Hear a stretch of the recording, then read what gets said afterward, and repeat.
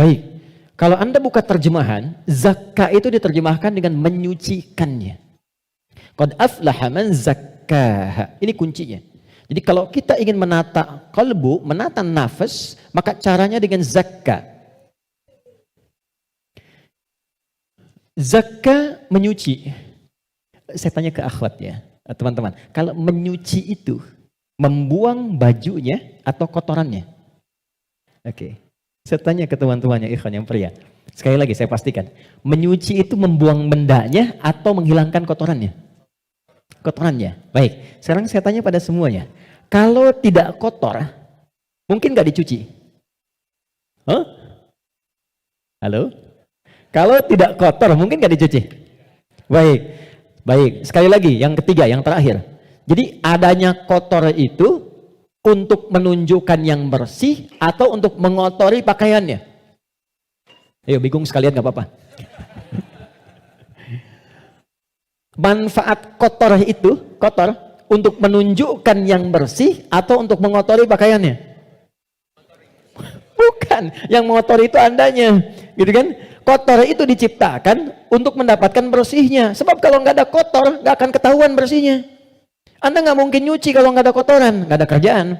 Tapi supaya ketahuan itu bersih, ditampakkan yang kotornya. Kan harus ada pembanding. Dari mana taunya orang itu baik? Kalau ada yang buruknya, bisa dibandingkan. Tahu dari mana dia jujur? Kalau ada bohongnya. Tahu dari mana bersih? Kalau ada kotornya. Maksud saya, kotoran itu diciptakan bukan ingin mengotori pakaiannya, tapi ingin menghasilkan kebersihan di balik kotoran itu. Karena itu menyuci, itu membersihkan kotoran, bukan membuang bendanya. Tarik logika itu ke sini. Qad aflaha man zakkaha. Allah menciptakan sifat fujur bukan ingin menjadikan manusia itu terjebak dalam keburukan. Jadi jangan bertanya begini, kenapa Allah ciptakan sifat dusta? Kan saya nggak akan berdusta kalau begitu. Kenapa Allah ciptakan sifat sombong? Kan saya nggak akan sombong kalau begitu. Bukan, kata Allah, pada asalnya diciptakannya fujur dengan semua sifat ini adalah untuk menjadi katalis dalam bahasa kimianya itu. Supaya dia bisa menstimulus supaya baiknya keluar. Sebab kalau nggak ada ini nggak akan muncul. Contoh, bisa nggak ada sabar kalau nggak ada marah? Antum pulang ke rumah, ketemu istri, tiba-tiba nyampe rumah, istri bilang, "Pak, sabar ya Pak, sabar," gitu. Padahal nggak ada hujan, nggak ada angin, nggak ada apa-apa. Kira-kira respon antum gimana? Sayang, kamu sehat? Kan? Nggak mungkin kan? Ada amarah, pim. Mau marah nih, sabar aja, sabar, nggak usah dibalas. Nah, kapan ada sabar kalau ada pemicunya? Kapan ditemukan jujur? Ketika ada dusta. Jadi dusta itu diciptakan bukan ingin menjadikan Anda sebagai pendusta, tapi sebagai katalis supaya jujurnya muncul. Sabar diciptakan dan marah diciptakan untuk supaya yang baiknya muncul. Sebab kalau nggak ada marah, sabarnya nggak akan naik. Paham nggak sampai di sini? Nah, cara kita mengolah dibalik. Kata Quran, qad aflaha man zakkaha. Kalau satu waktu terjadi, muncul dorongan yang mendorong dari sini, fujur ke nafas. Cara kerjanya begini, supaya lebih paham. Gak apa-apa, saya menghapus saja. Bismillah. Jam 3 saya dari Bandung, ya Allah. Aku sudah hari Kamis. Saya nerangkan sendiri. Kehormatan bagi saya Presiden Musyawarah. Enggak usah ini aja, supaya nggak ada beban. Jazakallah. Nggak apa, ini aja. Kasih banyak, jazakallah khair. Semoga dapat tambahan rahmat. Amin. Cukup? Ya, dipegang aja nanti kalau ada keperluan lagi. Okay. Gini teman-teman, saya mulai dari sini dulu. Ini agak mahal, tapi butuh fokus. Ini nafas. Nafas itu inti jiwa nih di sini. Kelihatan ya?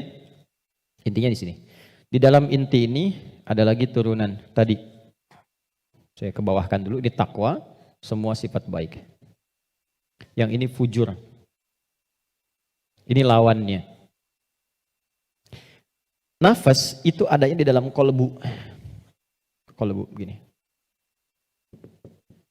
yang sering terjemahkan dengan hati. Adanya di sini, qalbu. Qalbu adanya di sodrun. Nih, ini. Masih ingat teman-teman kalau sholat kan, Allahu Akbar tangannya di sini kan? Ini posisi tangan ini sodrun. Di dalam sodrun ada qalbu. Nih, ini ada sodrun.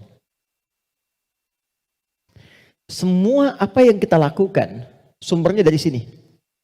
Misal, kita mau bicara nih, kalau yang keluar baik, itu ini yang perintahkan dari sini. Ke sini, ke qalbu, ke sodrun, keluar, ditembuskan langsung ke akal kita, keluarkan sepersekian detik. Kalau yang keluar yang buruk, sumbernya dari sini. Jelas? Nah, saya ingin katakan dulu sebentar. Setan sudah meminta kepada Allah sejak Adam diturunkan supaya diberi kewenangan untuk menggoda yang ini. Itu nanti ada di surah An-Nisa di ayat yang ke-118. Dari ayat 116 sampai 118. La'anahullah wa qala la'attakhidanna min ibadika nasiban mafruḍa. Ketika dia dilaknat oleh Allah, dia berkata, ya Allah, izinkan aku menggoda satu bagian dari manusia. Maksudnya yang ini. Di sini sumber keburukan nih. Dalam bahasa Arab, buruk itu disebut dengan su namanya. Su, gini. Pelan-pelan.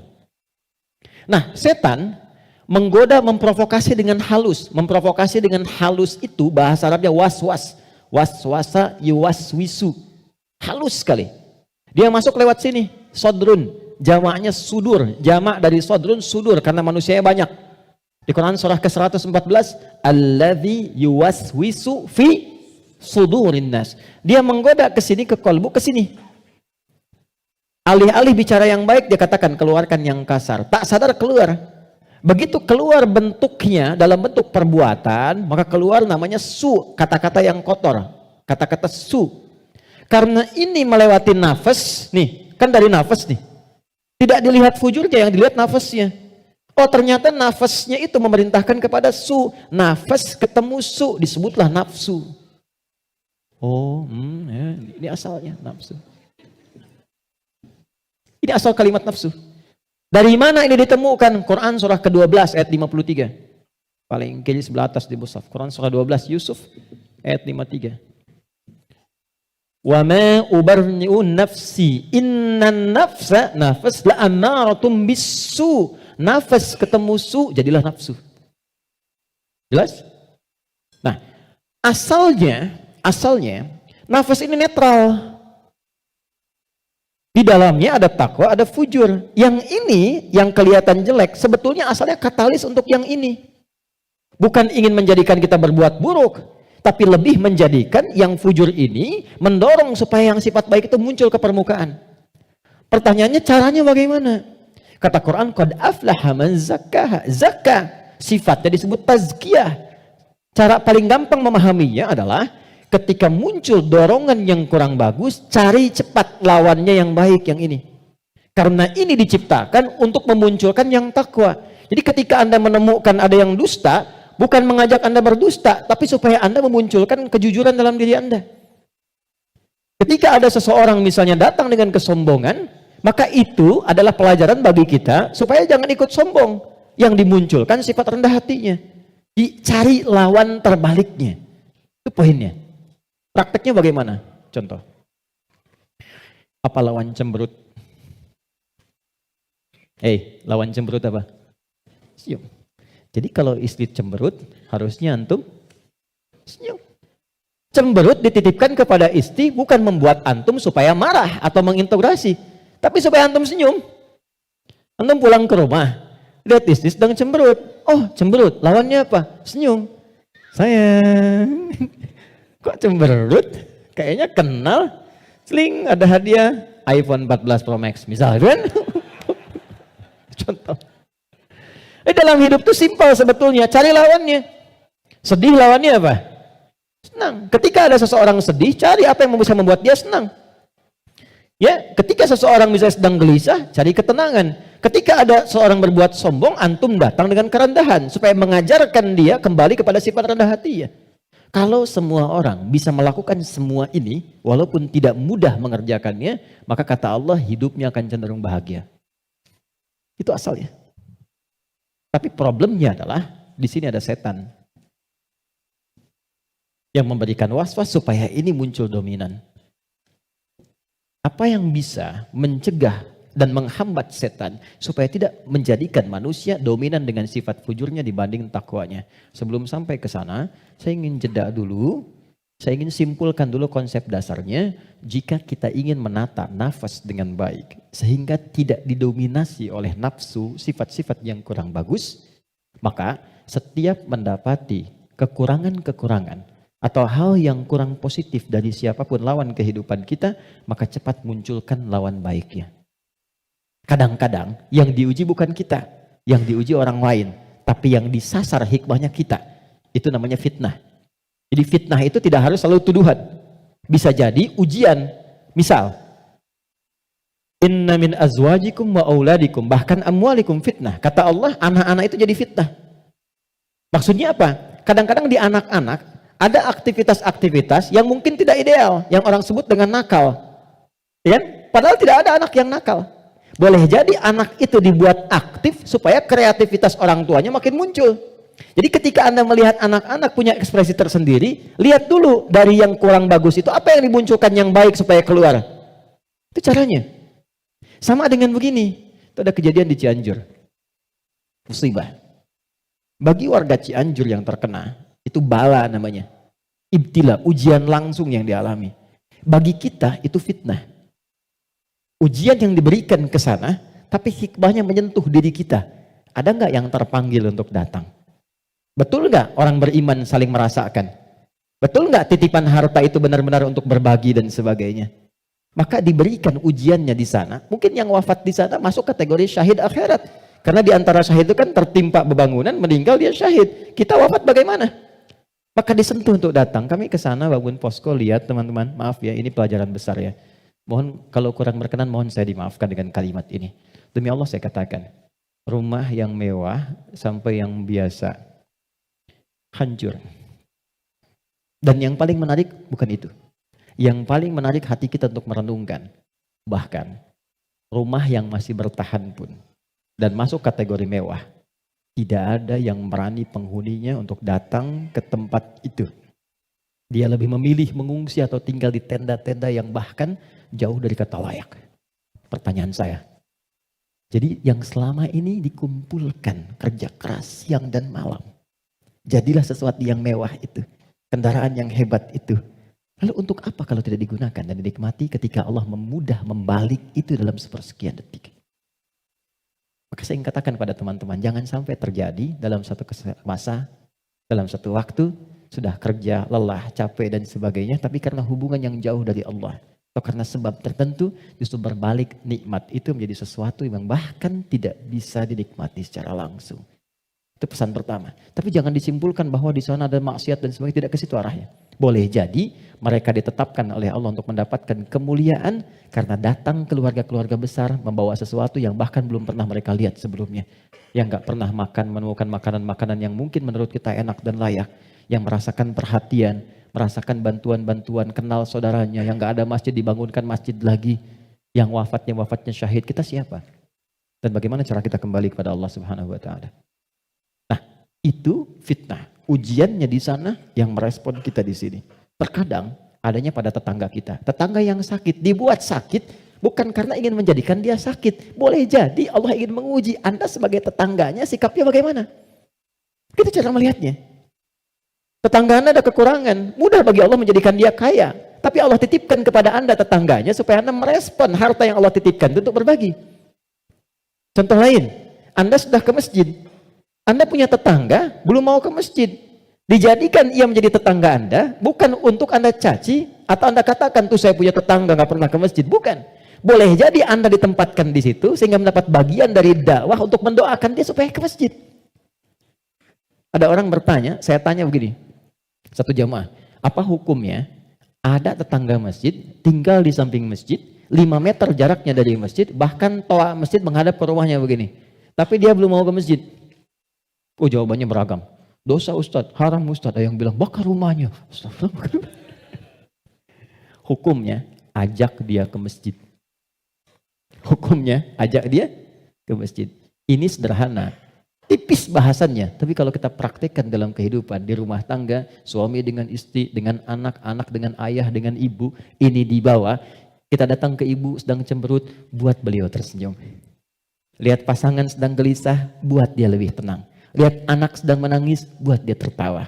Nabi SAW kedatangan seseorang menyampaikan, ya Rasulullah, si fulan berjuang fi sabilillah, ikut ke medan perang, tapi ibunya menangis. Dipanggil oleh Nabi anak itu, katakan, irja, pulang kamu, bikin ibumu tertawa seperti engkau membuatnya telah menangis. Ini konsepnya. Sederhana, tapi kalau kita bisa mengendalikan itu dalam kehidupan, maka kebahagiaan akan nampak di depan mata. Setidaknya itu kata Al-Quran. Oke, saya berhenti sejenak, kita dialog dulu. Nanti setelah itu saya akan sempurnakan tentang provokasi setan dan bagaimana mencegahnya. Ada yang mau ditanyakan? Saya perkenankan. Halo, kenapa menjadi diam begini? Ada yang mau bertanya? Atau saya teruskan dulu? Setelah itu baru kita bebas berdiskusi? Baik ya? Baik. Tidak mudah untuk dilakukan, sikap seperti itu, mudah disampaikan tapi tidak mudah dikatakan. Sama ustadz juga begitu. Sama saja, godaannya sama, mau ustadz mau bukan sama. Makanya jarang ada ustadz ceramah bawa istrinya. Baik. Ini live gak ya? Oke, aman ya. Baik, saya kembalikan di sini. Kenapa? Karena sama, ada setannya. Ini poinnya. Ada setannya. Ini yang sudah berjanji kepada Allah, berkomitmen maksudnya. Pokoknya selama manusia hidup, siapapun itu dan apapun statusnya, dia pasti memberikan waswas, menggoda lewat sini. Supaya ini ditekan. Ya, supaya takwanya ditekan, yang naik yang ini, yang buruk-buruknya. Maka bagaimana cara mencegah godaan-godaan setan itu sehingga kita manusia tidak terbawa dalam nuansa provokasi setan, sehingga bertransformasi dari pribadi yang lembut ini berubah menjadi pribadi yang kasar, yang kotor tindakannya dan sebagainya. Maka yang pertama kata Al-Quran, teruskan ayatnya, waqad khaba man dassaha. Ingat ya, kalau sifat fujur itu diperturutkan, diikuti, dusta diikuti, sombong diikuti, jadi perilaku, jadi sombong. Belum apa-apa, sudah mulai pamer, sudah macam-macam dan sebagainya. Perhatikan, khab. Pikirkan dulu kata Allah kalau mau sombong. Pikirkan kalau ingin dusta. Pikirkan kalau ingin berbuat hal-hal yang buruk. Khab. Muaranya, ujungnya pasti kehinaan. Ini. Jadi sebelum berbuat sesuatu yang menyimpang, kalau Anda ingin berkata kotor, pikirkan dulu. Karena ketika itu keluar, Anda akan terhina, kata Allah. Anda akan terhina. Kalau bukan ada yang di hadapan, orang lain yang akan tergerak untuk menghinakan itu. Karena itu tidak sedikit orang yang mengeluarkan kata-kata kotor dalam kehidupan, terekspos kemudian, bukankah dirinya menjadi rendah? Mau sombong, bagi dirinya mungkin hanya ingin menampilkan kerja keras saja. Tapi ketika ditampilkan dalam bentuk sombong, diikuti provokasi ini, maka apa yang terjadi? Khab. Kata Allah, ujung-ujungnya pasti ini, terhina hidupnya. Entah itu mendapatkan celaan, entah itu mendapatkan cacian. Jadi semua bentuk keburukan yang dialami oleh manusia itu kembali kepada perilakunya. Dan pada akhirnya adalah mengikuti bisikan-bisikan yang disampaikan oleh setan. Jadi yang pertama kali, kalau terfikir sesuatu yang buruk, langsung kata Allah pikirkan, maaf ya, hei jangan kerjakan. Kalau tidak, kamu akan terhina di ujung. Maaf sekali lagi, maaf. Seseorang ketika berbuat korupsi misalnya, dia merasakan akan mendapatkan sesuatu yang besar. Tapi Quran menasihati jangan lakukan. Karena kamu akan terhina. Betapa itu terbukti ketika dia diketahui. Entah itu KPK, kejaksaan atau polisi, menangkap dan seterusnya. Perhatikan, apa hukuman yang didapatkan dalam kehidupan sosialnya. Cacian, makian, celaan. Dan yang paling dahsyat, bukan hanya orang yang melakukan, sampai anaknya dapat bagiannya. Padahal tidak pernah mengerjakannya. Keluarganya mendapatkan bagiannya, padahal tidak pernah melakukannya. Karena itu masuk kepada yang kedua, nahnu narzuqukum wa iyyahum atau nahnu narzuquhum wa iyyakum. Ada dua ayat. Kaidah perilaku dan rizki ada yang terwariskan. Yang kedua kata Allah, kalau kamu merasa bisa menanggung kehinaan pada dirimu, pikirkan keluargamu. Contoh, Anda mengatakan, saya belum menikah Ustaz, tapi Anda kan punya ayah, punya ibu. Jadi kalau Anda berbuat sesuatu yang buruk, orang tua Anda akan kena. Anda berbuat maksiat, terjebak dengan perbuatan buruk, menggunakan benda-benda yang haram misalnya, atau mencuri atau macam-macam, waliyadzubillah. Dilakukan itu, diketahui, diekspos di publik, bukan punya Anda, bukan hanya Anda, ibu Anda akan kena, ayah Anda akan kena. Karena itu kata Quran, sebelum Anda berbuat yang kurang baik sebagai anak, pikirkan dulu orang tua. Jadi kalau merasa sebagai anak saya akan menanggung itu nggak apa-apa, pikirkan orang tua Anda. Apa tega ibu yang telah mengandung, melahirkan, merawat, mendidik, ayah yang penuh dengan peluh, merawat Anda, menyayangi Anda, menemani Anda saat tidur, tiba-tiba hanya mendapati keburukan yang dari Anda kerjakan. Mendapati limpahan keburukan dari hasil kreasi anaknya. Satu. Tapi kalau Anda orang tua, maka ingat anak dan keluarga. Saya sedih ya dapat beberapa informasi yang kadang-kadang dari instansi pemerintahan juga konsultasi. Salah satunya yaitu kok masih ada yang nekat berbuat seperti ini. Anda bisa bayangkan seorang bapak korupsi, anaknya dibully di sekolah sampai dia putus sekolah. Salah apa anaknya? Ibunya berbuat maksiat, ketahuan. Keluarganya yang kena. Suaminya yang hancur karirnya. Karena yang istrinya berbuat yang tidak bagus, berselingkuh, bergaul dengan pasangan yang lainnya, suaminya yang kena, suami yang kemudian diputus pekerjaannya, anak-anak yang kena bulinya.